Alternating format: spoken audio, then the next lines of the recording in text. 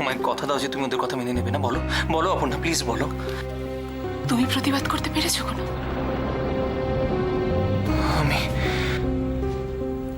আমি হ্যাঁ, আমি পারবে চলে যেতে আমাকে ছেড়ে? পারবে বলো, পারবে চলে যেতে? আমাকে আটকেও না সৈকত, আমাকে যেতে দাও প্লিজ। পারবে না, প্লিজ যেও না অপর্ণা।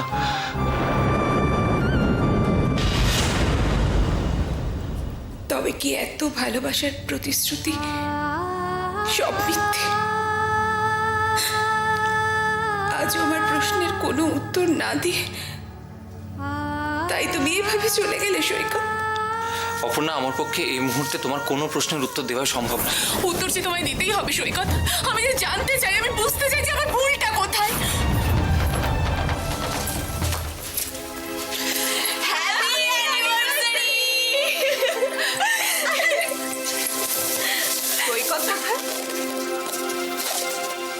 সৈকত, সৈকত,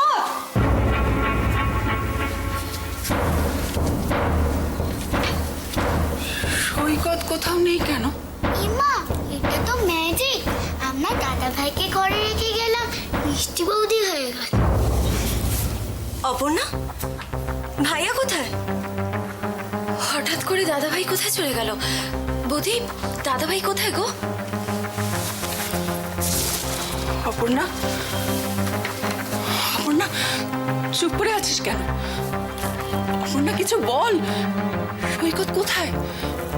প্লিজ অপর্ণা বল, সৈকত কোথায়? চলে গেছে।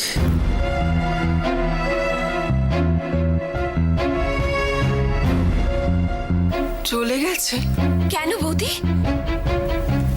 চলে গেছে? ভাইয়া চলে গেল? কিন্তু কেন অপর্ণা?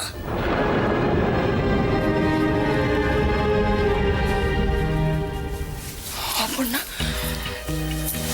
অপর্ণা, তোরা তোরা আবার ঝগড়া করেছিস না? কি হলো অপর্ণা, কিছু বল। আরে আজকের দিনে এত কাছাকাছি এসেও তোরা তোরা এক হতে পারলি না?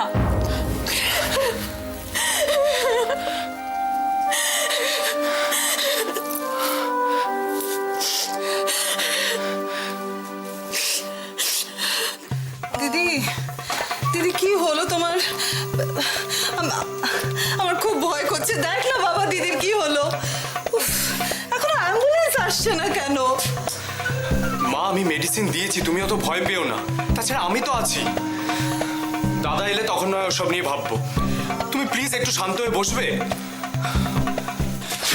টুইমা,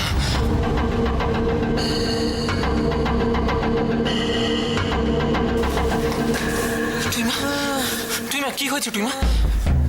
টুইমা, এই দেখো না, আমি এসে গেছি। টুইমা, তুমি আমাকে বলো, চোখটা খোলো একবার। টুইমা। দাদা, দাদা, আমি কি করব কিছু বুঝতে পারছি না। আর সকাল থেকে আমার মন ভীষণ অস্থির করছিল। 1 বছর আগে এই দিন এ বাড়িতে কি আনন্দ। এ বাড়ির বড় ছেলের বিয়ে বলে কথা। মা প্লিজ চুপ করো না। তোমাদের কি এছাড়া কোনো কথা নেই? কেন বারবার ওই অশুভ দিনটার কথা মুখে আনো? দাঁড়াও দাঁড়াও, তাই বলি, টুইমা তো কাল রাতেও দিব্যি ভালো ছিল। আজই হঠাৎ কেন? আমি একটা কথা কিছুতেই বুঝতে পারছি না, যে আমরা এখানে দাঁড়িয়ে এসব আলোচনা কেন করছি। কেন আমরা কিছু করছি না টুইমার জন্য? কোথায় অ্যাম্বুলেন্স? হ্যাঁ, আমি অ্যাম্বুলেন্স বলেছি। কি কি করছে আমি বুঝতে পারছি না। আমি হ্যালো, হ্যাঁ, কি হলো? কি হয়েছে? কি হয়েছেটা কি? যা এক্সপেক্ট করেছিলাম সবকটা বেরিয়েছে, এখনো ফেরেনি।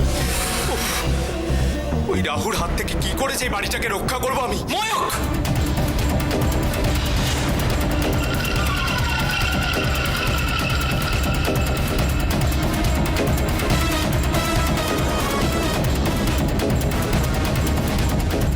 কত আশা করে আজকে এখানে এসেছিলাম, ভেবেছিলাম আজ তোমাকে নিয়েই বাড়ি ফিরবো। আর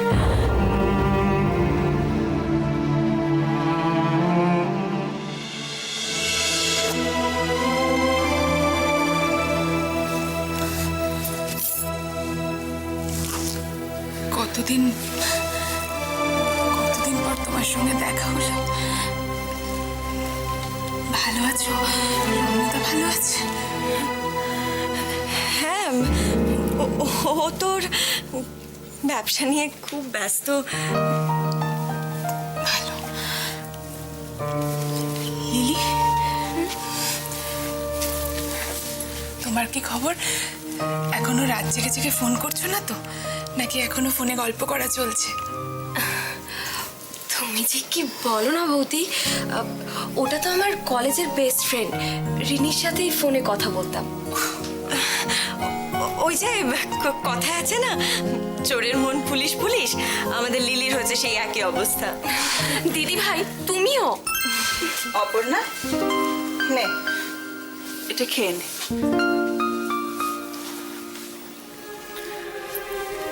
এত আয়োজন সব মিথ্যে হয়ে গেল। কি ভাবলাম আর কি হলো জানিস তো, কত আশা করেছিলাম সবাই মিলে আনন্দ করব। আমি তো ভেবেছিলাম তোমার আর দাদা ভাই হ্যাপি বার্থডে করবো, তার জন্য কত কিছু এনেছি, বেলুন, ফুল, টফি। কিন্তু দাদা ভাই না খুব দুষ্ট, জানো তো মিষ্টি বৌদি। কিন্তু সৈকতকে তো আগে থেকে বলা ছিল যে ও সারাদিন আমাদের সঙ্গে থাকবে।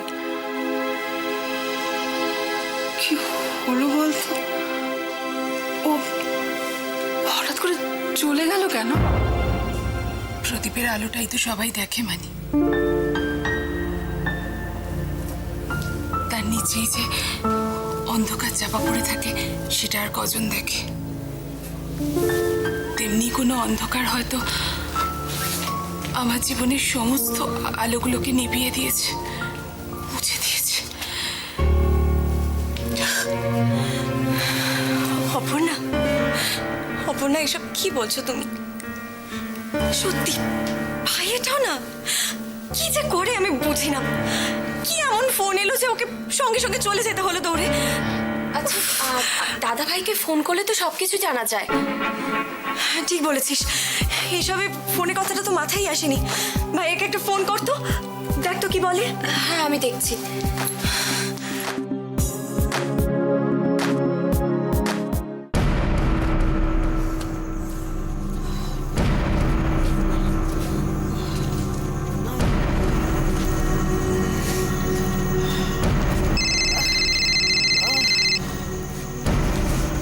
হ্যালো, হ্যাঁ বল। হ্যাঁ দাদা ভাই, তুমি চলে গেলে কেন? কার ফোন ছিল? আরে আর বলিস না, ময়ূক ফোন করেছিল টুইমার খুব খুব শরীর খারাপ, আমি সেজন্য আসতে বাধ্য হলাম। এই মা, কি করে, কখন? এই তো ভালো ছিল। কি বলছি কি সৈকত? দে তো ফোনটা আমাকে দে। আরে সৈকত, কি হয়েছেটা কি? কি এমন মহাপ্রলয় ঘটলো যে আমাদের সমস্ত আশায় জল ঢেলে তুই চলে গেলি এভাবে? আমার কথাটাকে শোনো মানি। আমাদের কথা না হয় থাক, কিন্তু অপর্ণা কতটা আপসেট হয়েছে তুই একবার বোঝার চেষ্টা করলি না? আজকের ঘটনায় হয়তো তোদের নিছক মান অভিমানটা একটা তিক্ততায় পরিণত হলো। তুই এটা কি করলি বলতো সৈকত? মানি, আমাকে দাও তো, আমি একটু কথা বলি ভাইয়ের সাথে। ভাইয়া, তুই এটা কি করলি? আমরা সবাই তোদের দুজনকে একসাথে দেখতে চেয়েছিলাম, তুই এটা কেন করলি ভাইয়া? কি হয়ে গেল বলতো? কেউ যদি আমাকে ভুল বোঝে দিদি ভাই, তাতে আমার কিছু করার নেই। টুইমার আজকে এই অবস্থার আমি এখানে আসবো না, সেটা হতে পারে না। ভাইয়া তুই না সত্যি খুব বোকা, তাই তো? হ্যাঁ আমি জানি। টুইমার জন্য আমি চলে এসেছি বলে কেউ যদি ভুল বোঝে আমাকে, তাতে আমার কিচ্ছু করার নেই।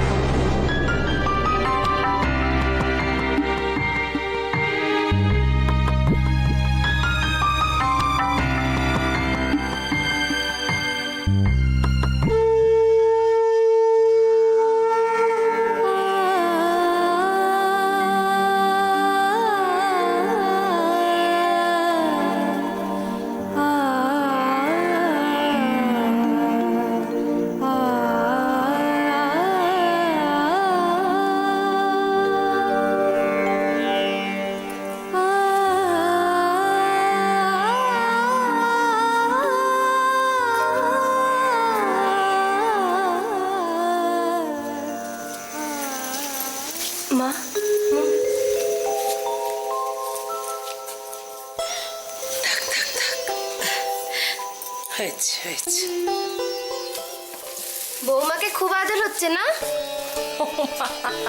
আমাকে তো ভুলেই গেছে একেবারে। আচ্ছা এ কি হয়েছে একে দেখতে দেখ দেখ দেখ দেখ এসে কিরম ঝগড়া করছে দেখ করবে না ঝগড়া? ওলে বাবা এই না এগুলো ধরো।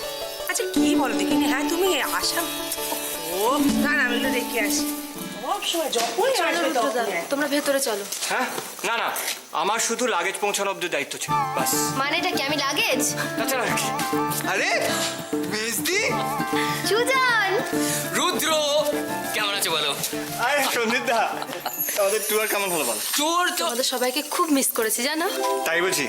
আরে ও জুই এই দেখো এদেরকে বাইরে দাঁড় করিয়ে রাখবে ঘরে নিয়ে গিয়ে বসা ও মা হ্যাঁ হ্যাঁ তোমার গোবিন্দভোগ চাল চিনি আর দুধ বলে এসেছি ঠিক সময় পেয়ে যাবে না পুরো হলি না জামাই এসে আমি এনেছি ওই এনেছি দেখ দেখিনি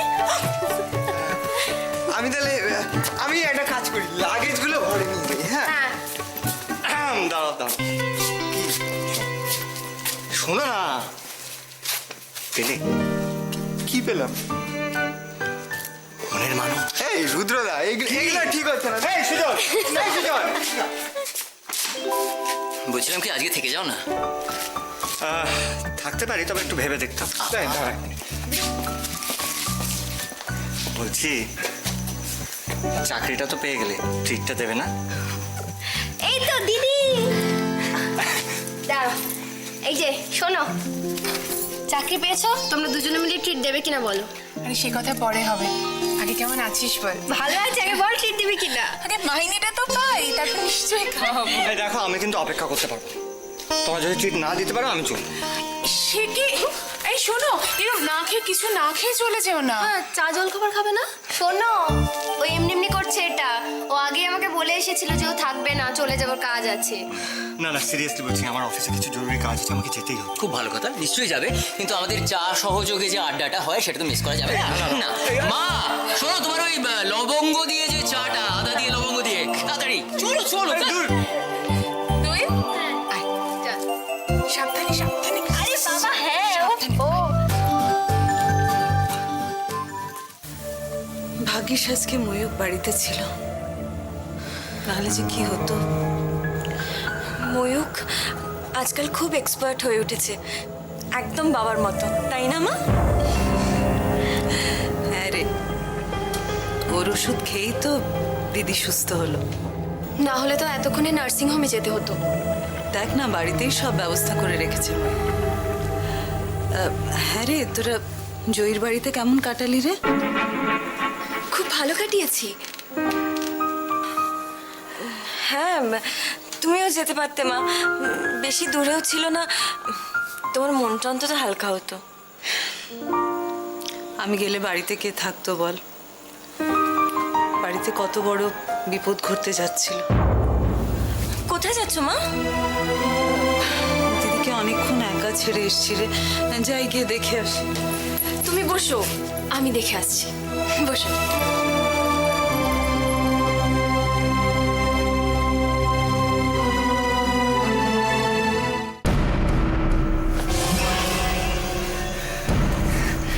টুইমা টুইমা টুইমা ফাটাফাটি অভিনয় করেছো। এই জন্যই বলে মেয়েদের মধ্যে 164 করা থাকে, শুধু প্ল্যান করলেই হয় না, সেটা সাকসেসফুল করতে হয়। সে তুমি যাই বলো টুইমা, তোমাকে দেখে মুহূর্তের জন্য তো আমি ঘাবড়ে গেছিলাম, কে জানে তোমার কিছু হয়ে গেল কিনা।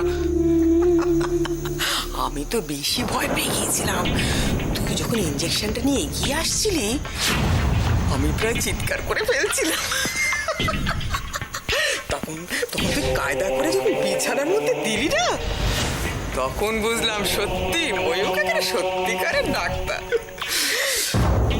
আমি কিন্তু ভেবেছিলাম দাদা আসবে না। যাক তবু ভালো যে তুমি অসুস্থ শুনেও ছুটে এসেছে। মনের কোথাও এখনো সবার জন্য চিন্তা আছে তাহলে।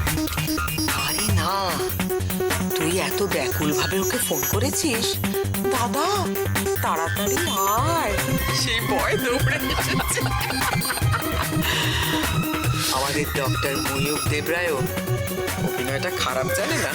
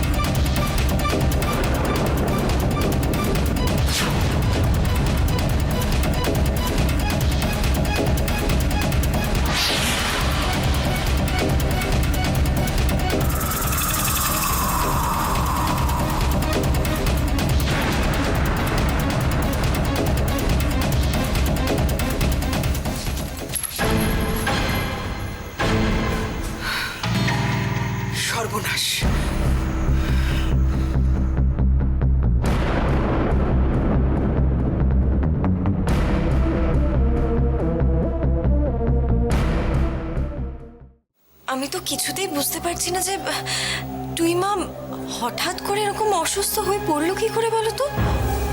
সত্যি দিদি চিরকাল যা নিয়মের মধ্যে থাকে, অবশ্য আজকাল এ বাড়িতে সবাই যা দুশ্চিন্তা করে না, টেনশন থেকে কি না হয় বল।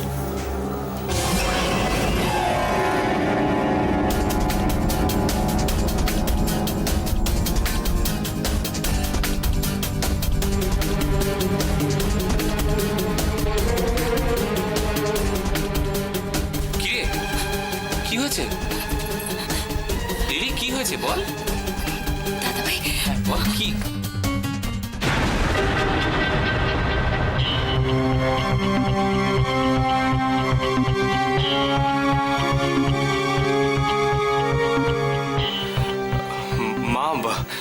মা তোমরা টেনশন করো না, তুই এখন অনেকটাই ভালো আছে। মা আমি বলছিলাম যে তুই মাকে আজকে একা শুতে দেওয়াটা ঠিক হবে না, আমি বরং তুই মার সঙ্গে শুয়ে পড়বো। সেই ভালো। না দিদি ভাই, তোকে কষ্ট করতে হবে না, আমি ওই ঘরে থাকবো।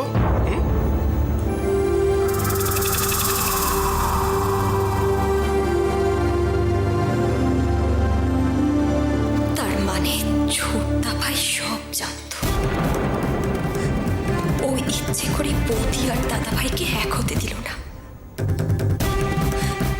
আর এসব তুই মারি চক্রান্ত। ছি ছি ছি ছি ছি। আরে না, তুই এত ব্যাকুল ভাবে ওকে ফোন করেছিস, দাদা তাড়াতাড়ি আয়, সেই ভয় দৌড়ে এসেছে। আমাদের ডক্টর ময়ূক দেবরায়ও অভিনয়টা খারাপ জানে না। কি ভাবছিস বলতো তুই? কি হয়েছে? কিছু না, কিছু না।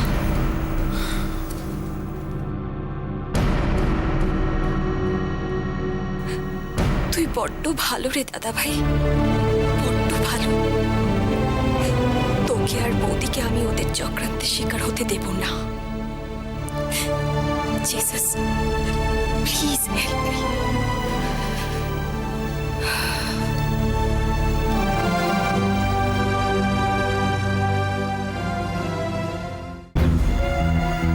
না অপর্ণা, তুমি এটা ঠিক বললে না।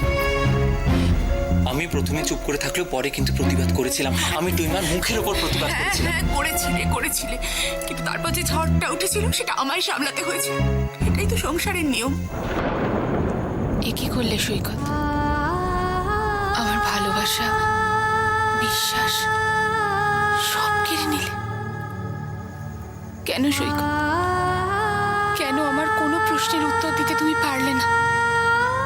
তবে কি তুমি অন্যদের মতো আমাকে আর চাও না?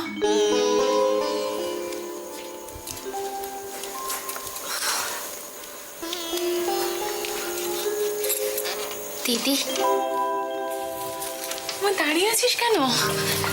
আয় বস। আজ সকালবেলা আসতে বাবা। অনেকবার তোকে ফোন করতে ইচ্ছে করছিল, কিন্তু আগের বছর এই দিনে আমরা কত আনন্দ করেছি, কিন্তু আজকে তোকে উইশ করতেও কেমন যেন একটা।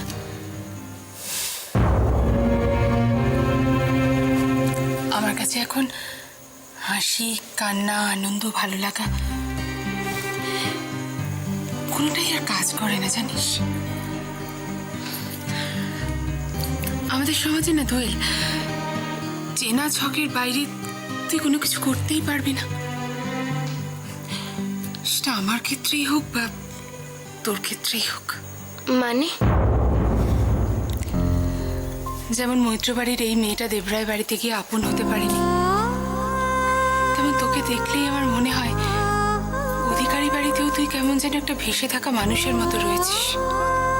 জানি না, আমার ভুলও হতে পারে। আসলে নিজের ঘরে আগুন লেগেছে তো, তাই বোধহয় লাল আকাশ দেখলেই আমি ভয় পাই। না রে দিদি, তুই ঠিক বলেছিস। কি?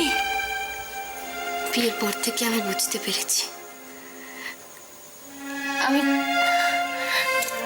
আমি নিজে জীবনের চাহিদা মেটাবার জন্য তোর আর কৃষাণুর সঙ্গে খুব বড় অন্যায় করেছি রে। কি বলছিস তুই এসব? কেন কষ্ট পাচ্ছিস? দোয়েল কৃষাণু খুব ভালো আছে, আর আমিও। না রে দিদি, আমি অনেক বড় পাপ করেছি আর তার জন্যই পাপের শাস্তি পাচ্ছি। কিন্তু বিশ্বাস কর, আমি এগুলো ইচ্ছে করে করিনি, ইচ্ছে করে আমি তোদের কষ্ট দিতে চাইনি। আমাকে পারলে ক্ষমা করে দিস। বোকা মেয়ে, তোর ওপর কোনোদিন রাগ করলে তবে না তোকে ক্ষমা করব? তোরা সবাই সুখে থাকলি আমিও খুব সুখী দই। না রে দিদি, আমি বুঝতে পারছি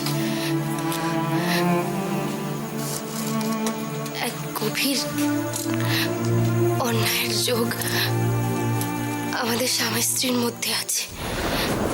কি? চন্দ্রার প্রতি রুদ্রর অন্যায়। কি বলছিস সব তুই দোয়েল?